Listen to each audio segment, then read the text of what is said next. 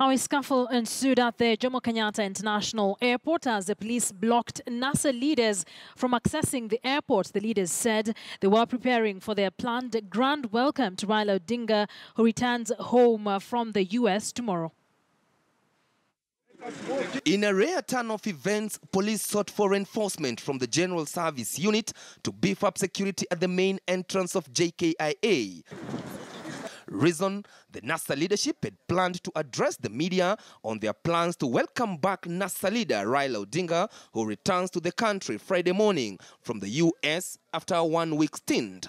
And when the leaders, led by Siaya Senator James Orengo, arrived, a bitter confrontation ensued.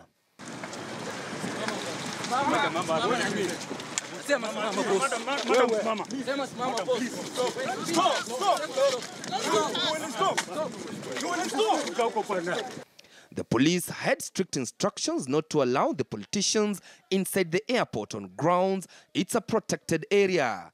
But the politicians would hear none of it. You just want to disrupt the business of the airport. You are the ones disrupting. It is you. We have no intentions. Mr. Ndolo. You are the ones disrupting. Now it is against the law to walk on the road, public road, that was constructed with our money. This is not Uganda. Where is this permit to enter the airport? Permits are supposed to be applied to the KA, not from us. To enter the airport. To enter the airport. Is there such a law? Just go there and And after some push and shove,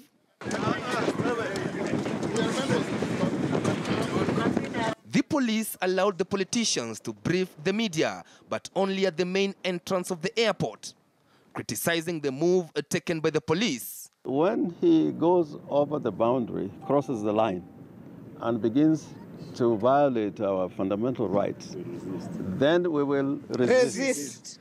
And Boynet is not above the law. Uhuru is not above the law. And that's why this resist movement is going to continue.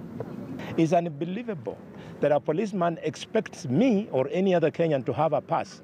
A pass from where? For what reason? So as to go where? I don't intend to lead the 1 million people onto the runway. There is no law, not in the Constitution, not in the Public Order Act, not in the National Police Service Commission or the Police Act, that stops any person from accessing the public areas of the airport. There is no such law. According to the politicians, they are resolved to mobilize 1 million NASA supporters to receive Raila Odinga at the JKIA still remain. Uhuru himself, together with Ruto, when they went to The Hague, they were met here at the airport. Tomorrow we are having not 1 million, 1.5 million. It's a river you cannot stop. Even tanks cannot stop 1 million. So run before we arrive. Meanwhile, their plans to hold a rally at Kamukunji grounds in Shauri Moyo failed after the police cordoned off the grounds. They reverted to Kibra, but police still had strict instructions not to allow the politicians to access the grounds, although NASA supporters had already arrived at the venue. Police searched every vehicle that entered Kibra to make sure no politician accessed the grounds. Embakasi East MP Babu Owino, his Ruaraka counterpart TJ Kajwang, and politician Steve Mbogo arrested as they tried to forcefully access the grounds.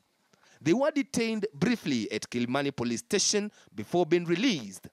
Meanwhile, a few politicians managed to access the grounds and addressed their supporters. Well, on one hand, the police insist that they will not allow NASA supporters to access JKIA and welcome their leader. Come tomorrow, the NASA leadership continue mobilizing 1 million supporters to welcome Raila Odinga at the JKIA. Well, who will blink first? Chris Dairu, KTN News in Kibra.